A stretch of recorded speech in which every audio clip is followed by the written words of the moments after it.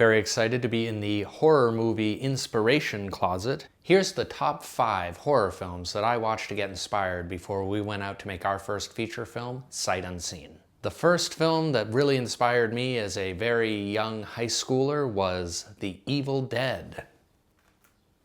This movie just blew my mind in high school, especially because at the time Sam Raimi was like one of the biggest directors in Hollywood. He'd just done his first Spider-Man movie, and it showed that like you can come from humble beginnings, anyone can make a movie. If you and your friends just want to go off into the woods and make something stupid and ridiculous, it can actually become a career. And so that was just a game changer for me. A lot of people don't know there's actually a prequel, proof of concept called Within the Woods that he and Bruce Campbell did even before the first Evil Dead. You should definitely check it out. It's very inspiring. The second film that inspired us, and me in high school as well, was Stanley Kubrick's The Shining. This was another one that just kind of blew my mind because I thought of all horror films as being somewhat similar. And this showed that like, no, actually, there's so much room stylistically for you to play around. It was sort of elevated horror before that became a term. If it's been a while since you've seen it, or if you've never seen it, check out The Shining. The third horror film that really inspired me more recently was The Babadook. And it's just such a great use of a monster as metaphor. You can find the universal in the specific.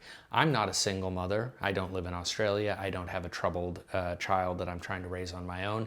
And yet I empathized enormously with the main character. And it just shows that like, you don't have to make something that appeals to everyone.